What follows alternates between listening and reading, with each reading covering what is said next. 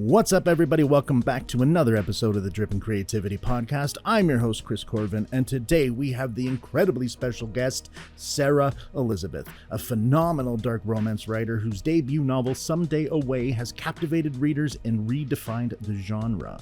She is here to share her journey with us, and it is fucking amazing. In this episode, we're going to dive into the intricacies of crafting moral gray characters, the importance of trigger warnings, and the art of character redemption arcs. So grab your favorite drink, settle in, and let's dive deep into the creative world of Sara Elisabeth. Why don't you introduce yourself to everyone? Okay. Well, my name is Sara Elisabeth, and I'm a dark romance writer. I write contemporary dark romance. My debut, Someday Away, just came out this past January, and it's a why choose, male, female, male. And I'm from Washington State, half Canadian. That's about it. Just lead with the Canada next time you're fine. Yeah, sorry, half Canadian. Very most important fact about me. Most important fact. It's really all that matters. So again, you were here on the roundtable, which was a ton of fun. Yep. We're definitely going to have you back on there. So a lot of those questions we actually covered during that. So for everyone who wants to know, more about your process and all that, we kind of talked about it there. So we're not going to cover so much as that as go into a little harder things, more difficult questions. Okay. Really push you to your limit. Sounds stressful. But you know what? That's what I'm going for now. It's like a new season of the show. It's just all stress and just really get under people's skin. It's always a good approach, I suppose. No, it's a horrible approach, and I couldn't do it. I'd feel way too bad. Way too bad. Okay, so let's talk about dark romance here, because we didn't actually get a lot into it in the roundtable. It often delves into very complex and controversial themes.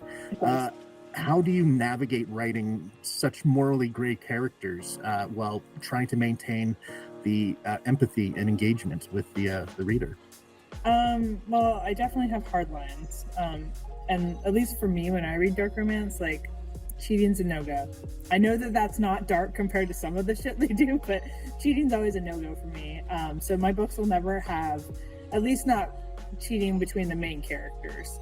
And then domestic abuse, like, between main characters is like a no-go either. Like, obviously, like, side situations may have domestic abuse, but it kind of makes even if you have an anti-hero, it kind of makes them irredeemable. And the whole point is that you want people to love your characters despite of all their flaws and despite all of the horrible things that they do outside of the relationship. So you kind of want to keep, like, there's like a little line there that you don't want to cross. In general, though, I consider my romances to be a little less dark than a lot I've read. I've read some that are way darker, generally in the mafia genre, things that involve, gangs and arranged marriages and things like that. They tend to be a bit darker. But I do have, things like sexual assault and rape and, stuff that people probably deal with more often than we think. And that's kind of where I go with dark romance, is like, it's not necessarily full of like murder and mayhem as much as it is, these are real situations that some people have triggers for because it's happened to them in real life. So I try and keep the trauma generally relatable, even if you haven't experienced it. That being said, my next book does have an accidental murder in it, so I won't go much farther than that. So that does stray a little bit away from my, like, oh, this is a normal situation. But in general, so far, I've stuck by that. So that's kind of where I see dark romance, though, is like, I've certainly read things that are darker. I consider mine like kind of middle of the road. But if you're reading your trigger warnings, like, I think it's all fair game. So, do you think that the trigger warnings at the very start, especially with dark romance, is extremely important to have? Because I've seen that debate a lot. Yeah, it's kind of I feel like it's kind of a engagement grab when people have that debate. But in general, I think it's really important, only because there's people who do have PTSD and different things that have happened in their lives, and it's shocking to read about something like that without without or knowing that it's coming. And it's the same way that you watch a TV show and there's a little thing that says this is rated R because of these reasons. That's kind of the trigger warning for like the movie or the TV show, or same with video games. They have ratings for a reason. Like really, I feel like books should have ratings too. But that's a whole nother thing that we probably can't police. That sounds like a round table to me. I don't know. Yeah. But in general, I like to include them. I include them in just after my dedication. I normally have a trigger warning page that's by itself so that it's easy to find. And I also put it on my website. That way, if people want to look at it, they can, or they can skip it.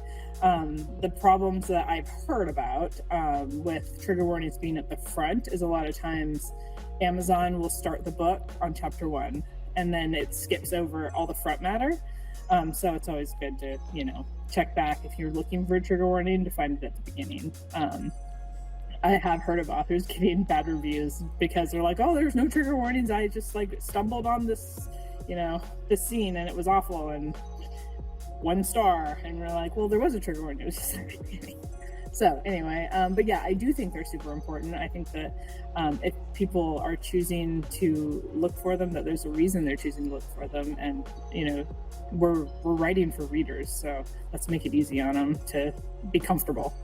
Definitely. So then going back to something you had said kind of at the very beginning there, character redemption.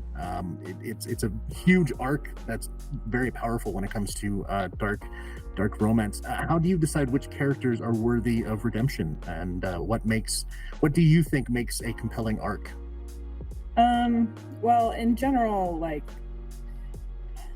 I guess if I'm writing the characters as a romance, as a happy ever after, I'm always going to make them worthy of redemption, because I think that's part of the happy ever after, at least my definition of it.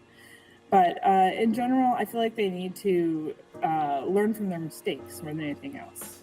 One of the most frustrating relationships I ever had in my life was someone who just kept making the same, mistakes over and over again and then apologizing for that. And it's maybe not more realistic, but certainly these are not real characters. So, these people do learn from their mistakes, hopefully, and learn how to be better by the end of the book. So that's kind of even if it's a severe issue, I think that everyone deserves a second chance. And that's kind of that's something that I cover a lot in Someday Away is, you're giving someone maybe not a third and a fourth and a fifth chance, but you're at least giving them a second chance to redeem themselves. Even my mean girl character has a redemption arc. She's not the most terrible person of the book by the end of the book. In fact, I've had people who are is there going to be a book about Serenity? Because I want to hear more about her. And I'm like, well, there wasn't initially, and there might be now.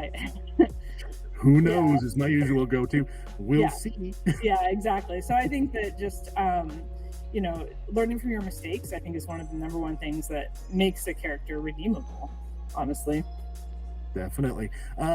So then going into, through the arcs and all of that stuff comes crafting tension, because it's a very important thing, especially in a dark romance there. What type of techniques do you try to use to build that tension? Well, I was actually talking to one of my colleagues about this the other day, or one of my friends, is that it's the push-pull of it is really important. So for example, when I as a reader, when I read dark romance, if they get to a certain level of their physical relationship too soon, then I kind of lose a little bit of interest. So if they're immediately having sex, that's not my thing. So I want it to be not necessarily the slowest of slow burns like some books, but at least want to happen in tiers, you know what I mean? So okay, first they're, it's the kiss. Are they gonna kiss? Are they not gonna kiss? And then, maybe it's oral, and then maybe it's, but it gets more and more. So in the case of my characters, there are two or three scenes that are group scenes, but they're different levels of group scenes, and you don't get to the most explicit group scene until the very end of the book, because I feel like that's what everyone's waiting on. So I think building tension, and not just with spicy scenes, like that's kind of how you want to do it anyway. You know, you're only feeding the audience a little bit of information at a time, and that's how you can add twists, you know, because they don't see it coming, because they've gotten just enough to continue reading. So that push-pull, especially between the characters and their relationships, and the push-pull of like, okay, I have some information, but I want more, is definitely important to keep, to keep your interest, to keep your readers' interest. Definitely. So then, how long did you spend writing? Someday Away? Yeah. Yeah. Well, I started in the fall, about September, I guess, of 2023. 2022. So it took me a little over a year to write it. However, I think that's like, because it was my debut and I found this out starting my second book, you don't have a lot of pressure on you to get it out. No one knows who you are. No one knows your characters. No one has any expectations for you. So there was a lot of times when I was like, okay, I'm not in the headspace to write, so I'm just not going to, and it's fine. And, you know, for my mental health, I would take a step back. And now I feel a little more obligated to get something out there, especially, you know, with the knowledge that creating a backlog is important to an indie author. And, you know, there's plenty of really good indie authors who are releasing a couple books a year. And I'm not trying to play the comparison game, but, you know, you feel a little bit of that pressure no matter what. Like, whether or not you mean to, you're like, wow, she put out 2 books this year and I can hardly get out 1. So it's a different process. So I started back in September. I took a bunch of breaks that winter because my son ended up getting various illnesses after being back in school from COVID, and I felt like we were sick all winter long, like just all the time. And I have a hard time writing when my family is sick or when I'm sick. That's just one of my things. So I took a lot of breaks, but I had it published by January of this year. And it ended up being a little longer than I thought it would be, but it all worked out. Well, that's kind of part of the whole thing. I mean, I've talked to a couple authors who, like you, have a hard time not playing the comparison game. Mm-hmm. I mean, it's difficult when you're seeing people that are pumping out, like, you know, 3 books a year sometimes. Like, there's one specific author that I know of that did like 13 books in 2 years. Yeah. And it's like, how big is your font? Because that says 415 pages. That's a lot of pages. Like, it's got to be big ass font, right? Like, that's a lot to be cranking them out that fast. But, you know, it's one of those things that until you feel like you've established enough for yourself, you're always going to be comparing yourself to others. It's just, it's part of it. And as long as you're not letting it slow you down, then it's fine. It's kind of good motivation until it becomes a hindrance, right? Sure. Yeah. So that's how I see it anyways. So we actually covered like 3 questions in that one thing. So that was fantastic. I actually think what we're going to do now is kind of rotate a bit into the next book. We're going to come back near the end to kind of talk about, you know, your current book, but let's talk about what's coming up and what people can kind of expect from that. Okay. Well, book 2, I'm doing a title reveal this month. I'm not as far into it as I'd like to be, but I kind of know where it's going. But it's also a male-female poly relationship. It's between some of the side characters that I had Someday Away. So it's between Fiona, Sebastian, and Brantley are the 3 characters. And you know, to give kind of some, it's still going to take place in the Pacific Northwest. It's still, in fact, most of it actually takes place in Canada this time, up near the Vancouver area. And it's still going to have a lot of the same themes. I think it's going to be a little bit darker. And there's going to be like appearances of characters from my first book. But it's going to have healthy dose of forced proximity. I'm putting them somewhere and they can't get away. So that's my favorite part. I've never done forced proximity before. So it's a trope that I'm really eager to explore.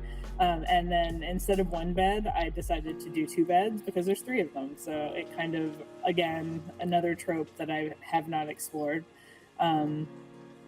So I think it'll be fun. But that at the same time, I had so many ideas for Someday Away, and this one I'm just flying by the seat of my pants. So it's definitely a different process. Book 3 will be my first male book, and it's between the characters Jeremy and Marcus, and I'm most excited to write that one, but I felt like I needed to get the first 2 stories out. They were calling to me first. So and those 2, I think that one's mostly taking place, again, Pacific Northwest, probably in Seattle. But I think that one will be the most angsty of all of them. Marcus is not out of the closet by any means, so it's one of those kind of gay awakening moments that I get to write, and I'm pretty stoked. So that actually brings up, there's like 6 questions that came off of that. Oh God, my brain is overloading. Where do I start? The writing style between the first book and the second book, have you noticed a change in how you are writing it? Like you just said seat of your pants and all of that, but when it comes to the actual crafting of everything, have you noticed a shift in how you started and where you are now? Mostly I have to give credit to my editor for the way that I'm writing now, because she gave me, as a professional editor, I kind of went into it with a little bit of a big head, like, oh, well, my writing's good, and I edited it myself, so she won't have a lot of work to do. And that was some bullshit. So she had a lot of work to do, and I appreciated all of her comments, and she still managed to keep my my author voice clear throughout the whole thing. Like, she didn't mess with the way that, or what I was trying to convey. So I took a lot of her tips and suggestions to heart, and I feel like I'm applying them as I write this time. And I catch myself like doing the repetitive words that I didn't realize I was repeating, or writing in a certain way that maybe is less wordy than I used to write. There are still some things that her and I disagree on, and most of that has to do with how much description I'm putting into things. I'm not going like all Lord of the Rings on or anything, but I like to describe my settings. What can I say? I have a few purple prose in there. So in that instance, it's probably very similar to Someday Away, but they won't seem very different in the writing style because, she had her hands, my editor had her hands on that too. So, but I think that it's definitely an improvement from my first book, as far as the first draft anyway, of writing it. That's fantastic. Growth is awesome. I'm a big fan. And then the second biggest one, especially with this month here, is the inclusion of the LGBTQ plus just concept overall in everything you're doing. Not only why is that so important to you, but why do you feel it's important for everyone to just kind of embrace and take in?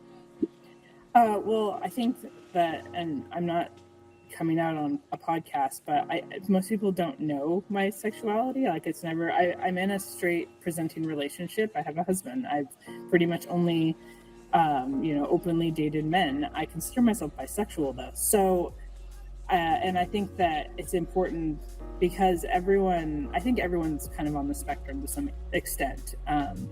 Some people are very, very straight and some people are very, very gay, but there's this huge line in the middle that people fall. And I have, especially with the writing community on Threads, I have learned so much about the different, types of identities that people have. And I think that representing them is important. Especially because some of them are like, people are confused. These are all new things to them. And it's interesting to read the definition and be like, oh, maybe I am like that. Maybe I'm not just weird. Or maybe like what I was feeling actually was normal and it wasn't just a phase like, some adult told me when I was growing up. So I think that reading about characters who are going through and figuring out their identities is it's super empowering for those of us, especially those of us who aren't very open with, how we identify. And I think it makes a nice safe space, even if it's a private safe space within a book, to feel the way you want to feel. Definitely. So that was beautifully put, by the way. I just love that. I'm sitting here, I'm going through the questions like, okay, now, and I'm just like, no, just take a minute, embrace that. That was really good. That was really good. Nicely done. So we're being very business and professional here, and it's driving me insane because that's just not my style. Let's talk about video games. Okay. What kind of games do you enjoy to play? Well, I started out as an old school RPG gamer. So the first game I really stuck with was The Legend of Zelda on Nintendo, like the first Nintendo. And it kind of moved on from there. I played a lot of Final Fantasy games, Secret of Mana, Chrono Trigger, all those old school games growing up. And as I became an adult, that translated to like the Dragon Age series is one of my favorites, Mass Effect. I was kind of late to the Mass Effect game because sci-fi doesn't interest me as much as fantasy does, and I also can't play shooters. So until they made Mass Effect Legendary, like I would just get frustrated and not be able to shoot stuff because I shoot like a girl. Like, not to be sexist, but I shoot like a girl in video games, and I can't improve. I've tried. So that being said, when they actually had a lock-on system, I was fine. So I really enjoyed those once I played them, and actually played them last year. Some of the new Star Wars games with Cal Kestis, Star Wars Jedi Survivor, and those, I really like that series. And of course, Witcher 3 is fantastic, which I also got to a little late in the game. I think it came out in like 2007. I don't think I played it until like 2019. So if there's one thing that I always say is I don't care what year you came into it, as long as you're enjoying it and having fun. That's really all that matters. Especially with all those games, because it's story based, right? It's story and characters and development, and that to me is timeless. Like I go back and play Chrono Trigger all the time because that's one of my all-time favorite games. It's just so good. I know. And so then with that type of thing, you said you're not huge into sci-fi, more into the fantasy style of things. Do you find those tropes and cliches that you see in fantasy and all that kind of making their way into your book, which is more modern set? I do to some extent. Mostly they're character traits more than they are tropes, more than they are obviously world building, because even though I do have some level of world building because all of my towns are fictional, with the exception of bigger cities and the location, I am not comfortable world building yet, but I also was a huge fantasy nerd as a kid, so I think that it certainly influences everything. Like, I think of every book that I write as some sort of epic journey, whether that's a contemporary one or a fantasy-based one. And honestly, like, as much as I love the fantasy setting, like, the reason I play Dragon Age is because the characters are freaking awesome, and like their relationships and like the friendships they make and like the storylines you follow, like, they're just phenomenal. And I can play through and play in all these different configurations, and there's always something new that I'm finding out, about the story or the characters, and it's crazy. And I think that definitely is reflected in what I write, for sure. Excellent. And just for the record, Elf Mage is the way to go. I've played it many times, and that's still my favorite way to go. Yeah. All right. So we're actually coming up. Wow. We're going to start rolling into some more fun questions, and then we're going to end off with a rapid fire that never ends up being rapid fire, but one of these days it will be. And then we'll do a sign off. Let's have some fun here. If you could live in any world that either you have created or in a game you have played, which one would you pick? Any world? Any one of them. This is going to sound like super cliche, but I really like the Vampire Diaries. I like the idea. I wasn't really like a huge Twilight fan, but I like the idea of supernatural and vampires and things like that. And I felt like their lore was right up my alley. Plus, they were all really hot. So it helps. It does. if I could hang out in Mystic Falls for a few weeks, I totally would. 100%. When it comes to your actual writing, do you have any superstitions or quirky habits that you got to do to get into the mood? Honestly, sometimes I do have a couple of sad playlists because I feel like I want everything to be super sad until the end. So I kind of have to feel that way too. If I'm really happy, it's not working for me. So, sometimes I try and dial up the sadness, but other than that, as long as I have like a Diet Coke and my laptop and a little bit of peace and quiet, then I'm good. What is this peace and quiet? I don't know what that is. I don't know. I have an 8-year-old, so it's hard to come by sometimes. You know what? I was thinking about that the other day. It's like, daughter's 12, son's 19. I can live my life again. It's so nice. Like, I know my brother feels the same way. He has older kids, and I'm a little jealous, I'm not gonna lie. You know what? It sucked having a kid at 21, but I'm enjoying it now. Yeah, right. Meanwhile, I got a whole bunch of friends that are all like in their 30s and shit having kids going, I would never do that. I could not have. I could not. I am so tired now still. Yeah. But then again, I didn't have a 20s, so it's the trade-offs. What do you do to get over your writer's block? I think I mentioned this one in the thing. Well, writer's block is tough for me because sometimes if I don't feel like writing, I just won't.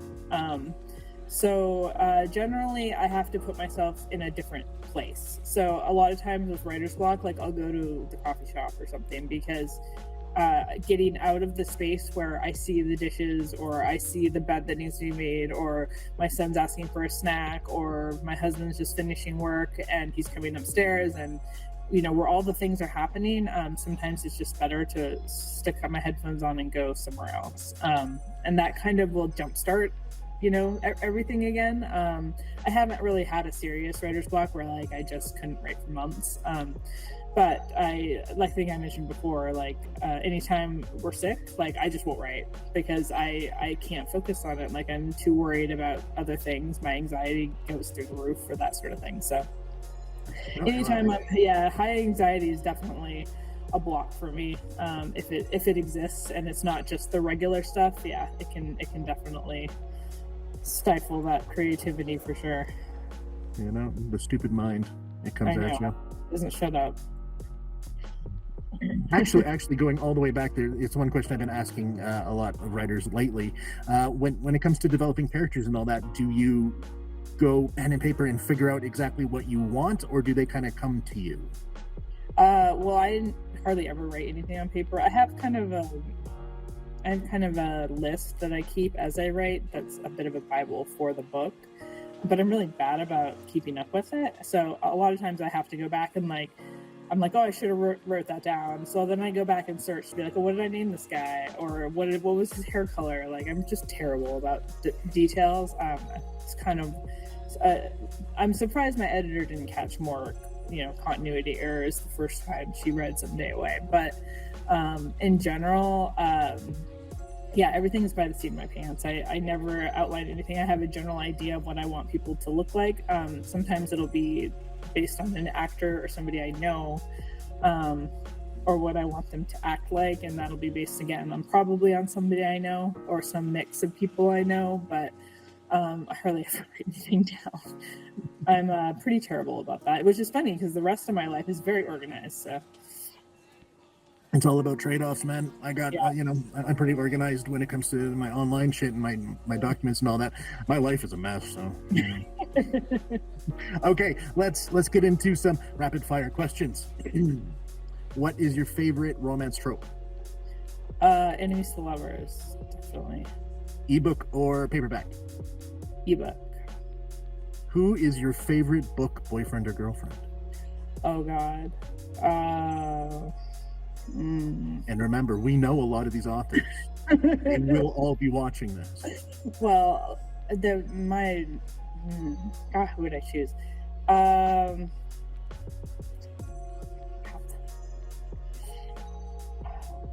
have to say somebody from C.E. Rishi's series. Maybe Head Above Water is one of my favorite books, and I'm big into Easton, who's one of the characters in that. So I mean, you know, they're gay characters, so they probably would be into me, but I certainly love them.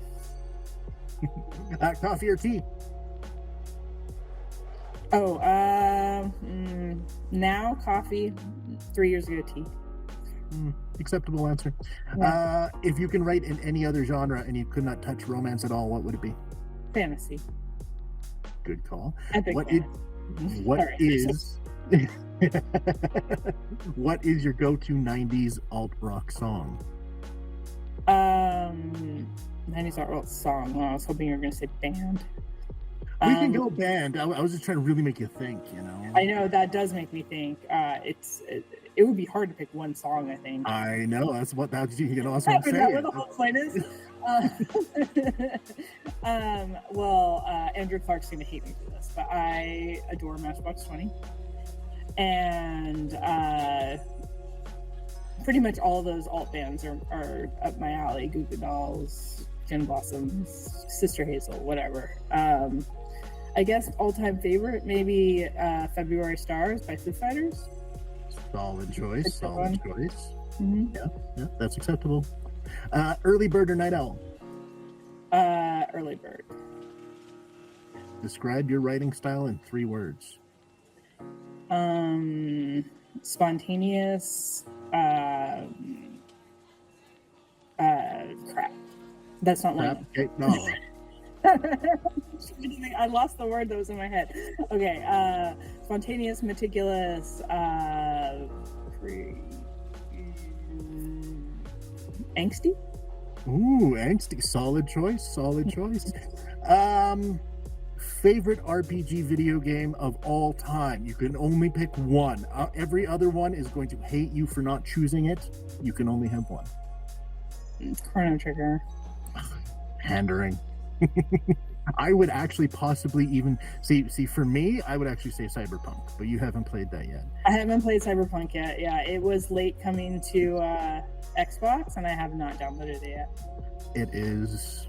I have gone on 4-hour rants on why I love that game so much. I mean, Dragon Age Origins is a close second. That's all of those are very solid, and I've spent a lot of time in all, like Inquisition, so many hours. Well, Inquisition's just like a beast of a game anyway. I had people who are like completionists who are like, I don't know how you completed this shit. I remember the first time just stumbling upon a dragon going, oh, what the fuck, this is here. Oh, I know, like, shit. oh shit, this is level 20 and I'm 4. I better... It was like, oh, okay. But yeah, no, it's Cyberpunk, because it's just the amount of love and in-world lore they built in that nobody will ever see except for like a handful of people is just, it's so good. Anyways, that's a rant for another day. What is one book you wish you wrote? One book I wish I wrote.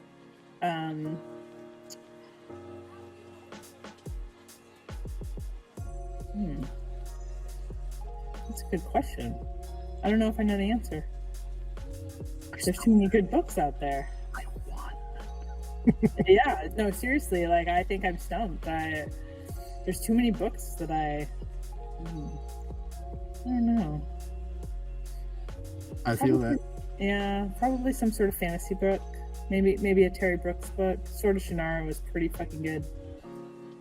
Interview with the Vampire. That would have been a good one too. Just to take over the whole legacy from there. Oh, I enjoyed it. Okay, and now we are going to do I Need You, because I have not read your book yet. I'm a broke ass. I haven't picked it up yet. It's on the list. Now, I need you to sell me on why I need to read this. Not Sara, not any one of these other spicy chicks. No. Me. Sell it to me. Well, I mean, if I'm going to sell it to you, first I need to know what you like about romance. I am actually I am a hopeless romantic to the core. To the core. Just, I easily fall in love with absolutely everybody, and I have my heart shattered all the time. It's just a thing. Yeah, that sounds like my life too. That's very interesting. Well, you're in luck then, because that's pretty much how I write my characters. Is even though they fight it, they love hard. So, my character Lincoln, he's kind of the morally gray, grumpy asshole, like hard to break through the shell kind of character. And but when he does, like, it's fantastic. Like declarations of love, kissing in the rain, just like all of the like cliche crap that you would read about in, a happy romance, not a dark romance, happens at the end. And that's because, he finally comes around. And I think that's the best moment, is when those characters get their chance to actually like explore how they feel and not just fight it all the time. And it's like that with all three of them to some extent. My character Trey is a little more, he's kind of the funny guy. So he's always the ray of sunshine, like the reason that they're smiling. So when he actually has an issue and he's not, like, it's pretty powerful to see like them go through these things that are not really part of their personalities on the surface anyway. And then, Charlie's just, she's little me. Like that's how I was growing up. I was introverted. I was afraid of all the boys. Or the girls, whoever was hot, I avoided them. I'm like, it's too hot for me. Yeah. In there.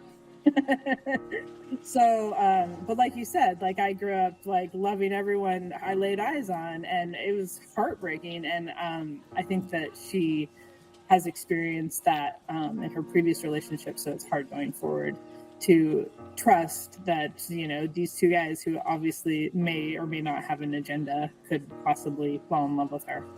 So that's my spin on those three characters. And then there's of course a really nasty bad guy, so there's that too. Oh well, that's perfect. Okay, so then on a 1 to 10 spicy scale, what am I looking at here when I dive in? It starts out around maybe a 6. I think it ends between an 8 and a 9. Mm-hmm. Some would say a 10. It just depends what you're used to reading. Like I say it's an 8 or a 9 because I've read like some really spicy shit.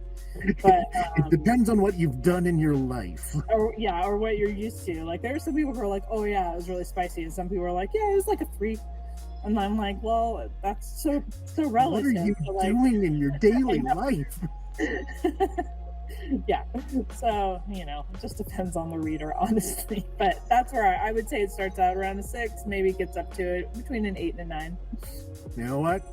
I'm sold. It's already in my cart anyways. I'm gonna be picking it up, so it's fine. But it'll make for a good clip, right? This is the important thing. So then I guess the final very important question here is, where can people find you? Well, I have, I'm on Threads, and I'm on Instagram, Sara Elisabeth Author. It's Sara, no H, Elisabeth with an S, author. And I have a Facebook as well, though I pretty much just carry over everything from Threads onto there. And then I also have my website, which is saraelisabethauthor.com, and I do sell signed copies off of there. So I'm available on Amazon for those who need to use Amazon, which is totally fine. I don't care how you get it. Just read my book. So excellent. And you do have a TikTok, you just don't use it, right? That's true. I do have a TikTok, which is also Sara Elisabeth Author. It has absolutely nothing on it, and sometimes I stalk people with it, but I have not learned how to use it because I am a young Gen Xer who refuses to learn new things, kind of like my boomer parents. So. I have to force myself to learn how to use it, and I suck at it. So anyways, I guess then the final thing that I just need you to do is say goodbye to everyone. Bye. Thank you so much for joining us on this amazing episode of Dripping Creativity. A huge thank you to Sara Elisabeth for sharing her invaluable insights and experiences with us, especially the talk about RPGs. Huge fan. If you enjoyed our conversation and want to hear more, don't forget to like, subscribe, and share this podcast with your friends and fellow creatives. Your support helps us continue to bring you inspiring and thought-provoking content. I've been your host, Chris Corvan. You can find me everywhere at Chris of the Void. This has been the Dripping Creativity Podcast. Remember, stay creative, stay inspired. Until next time, see ya.